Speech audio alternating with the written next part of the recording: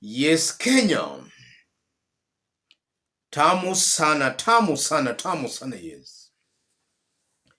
Members of parliament, especially those on the government side, supported the Finance Bill 2023, knowing fully well the ground was against that bill.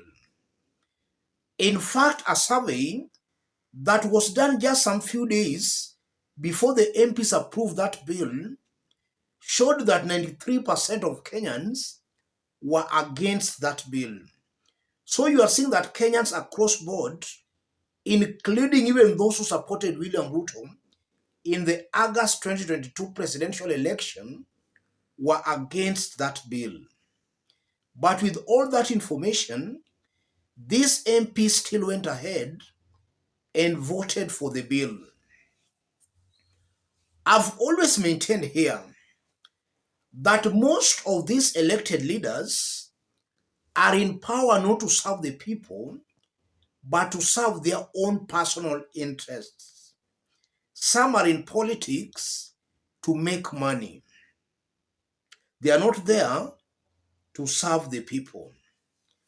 I want us to listen to NTV News before we proceed. The Salaries and Remuneration Commission, SRC, has proposed a salary increment for state officers, including President William Ruto, Deputy President Rigathi Gachagua, Cabinet Secretaries, and Members of Parliament by an average of 14%. The recommendation by SRC has triggered public uproar, with President William Ruto in a quick rejoinder rejecting the increment despite the fact that he is not mandated to direct SRC since it is an independent commission. National Assembly Speaker Moses Wetangula has also told NTV that an increment for members of parliament is not a top priority. NTV's Melito Letenges reports. Salaries and Remuneration Commission, in a circular released on Thursday, proposed that the president's salary be increased from the current 1,433,000 to 1,650,000, and that of the deputy president be increased from 1,227,000 to 1,402,000.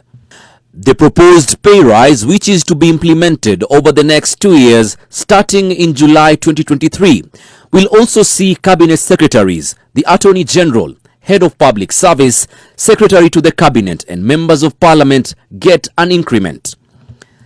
The current remuneration of cabinet secretaries is 924,000 shillings and is set to increase to 1,056,000 shillings. Principal secretaries will also get an increment from the current 765,000 shillings to 874,000. Members of Parliament and senators are also expected to receive an increment from 710,000 shillings to 769,000, while the Chief Justice proposed increment is from 1,327,000 to 1,403,000 shillings. Friday, however, President William Ruto rejected the SRC proposal, asking the SRC to shelve the salary increments, but that may not be consequential, as the SRC is an independent body. It is not possible that the people at the top earn 100 times more than the people at the bottom. It's not right. Ruto has approved recommendations by SRC for a salary increment for public servants between 7% to 10%. And that is from office assistants all the way to people who serve below the PSS.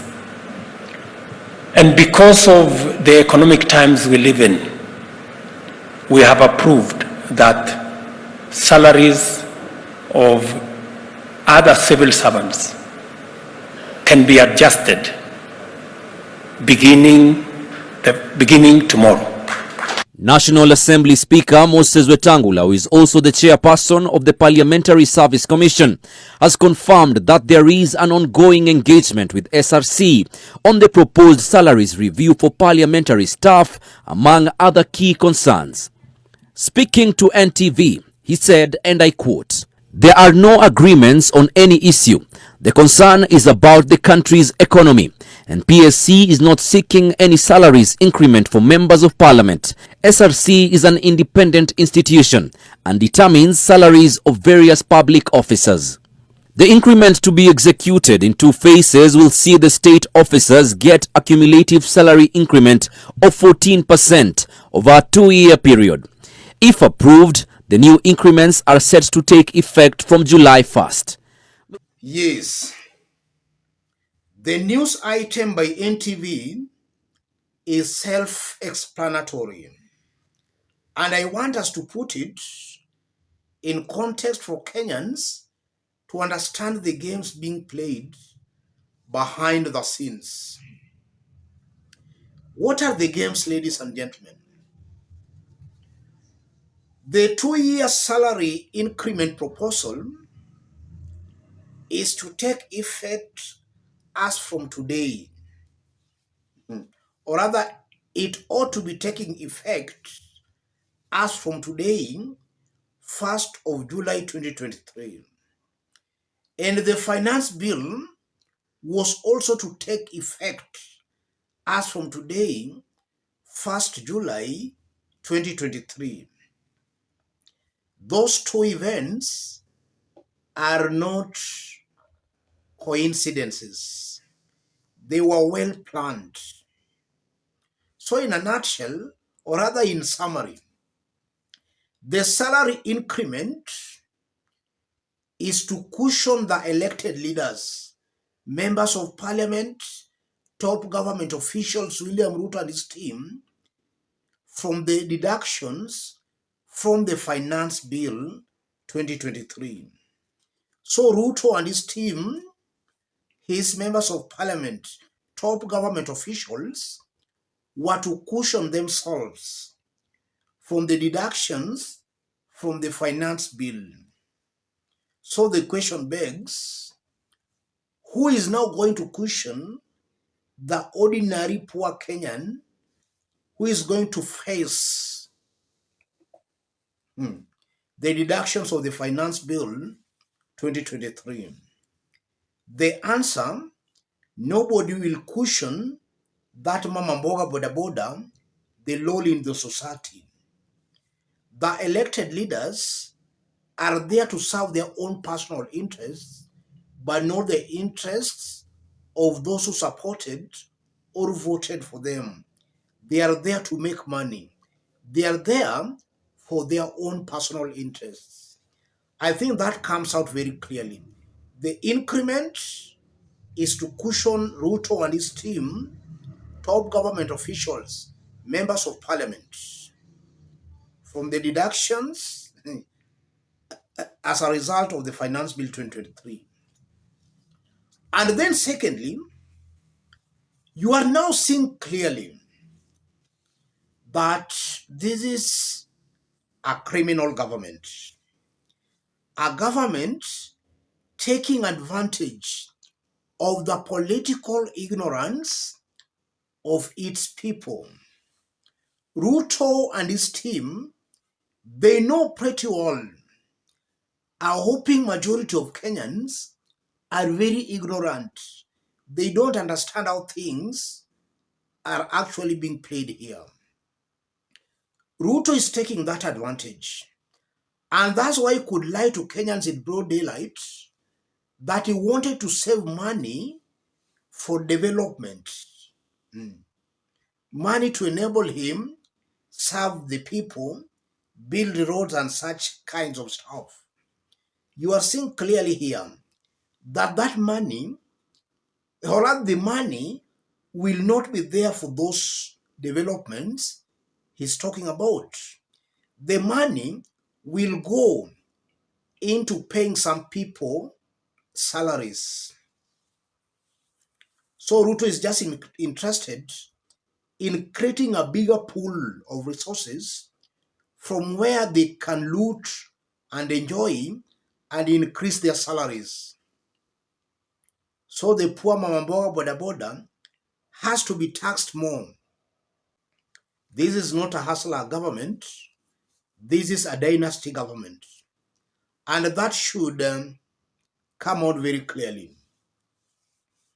Ruto is coming out as worse than any other president that has ruled Kenya.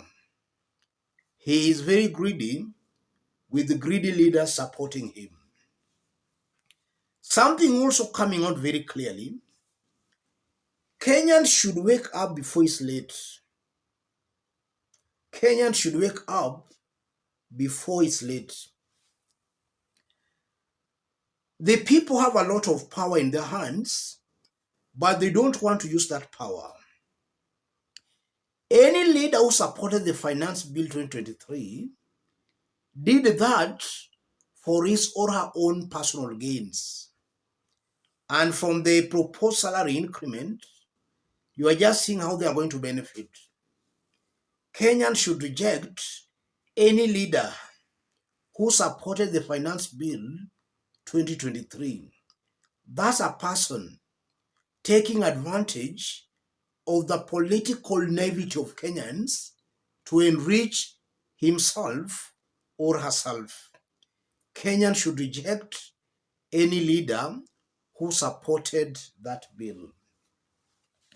As I conclude, looking at William Ruto's track record, Ruto has convinced me more than any other time that a corrupt leader will always be corrupt.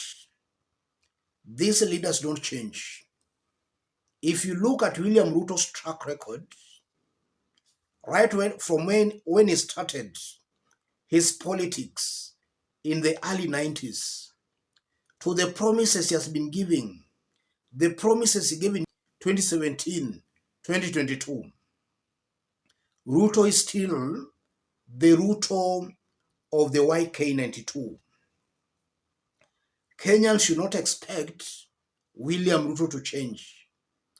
In fact, I'm seeing a very high possibility where Ruto, if given more time to stay in power, is going to mess up this country big time. And we might find ourselves where some West African countries have found themselves before, where upon a leader retiring or being kicked out of your office, we start seeing arrests because of the leader's corruptions when he was in power. I think this government is going to mess up big time to a point that should any leader come after it, that leader will be forced to take action on the current crop of leaders. So we'll start seeing maybe a retired president being arraigned in court because of corruptions and such stuffs. That's what I'm seeing here, ladies and gentlemen.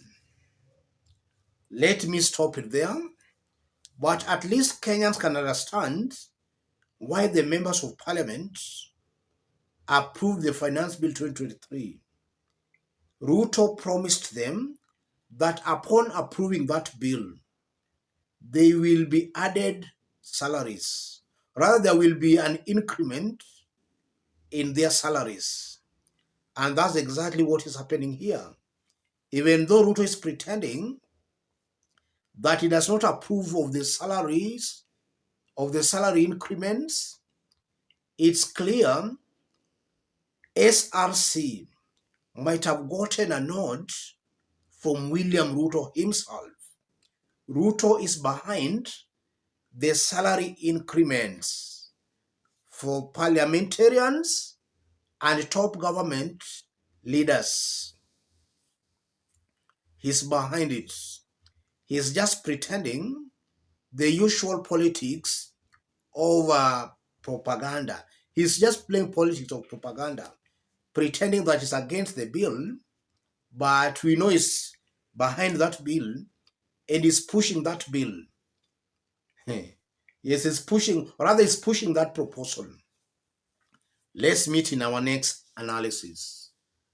If you want to support our forum, I've pinned my number on the comment section and also down there below.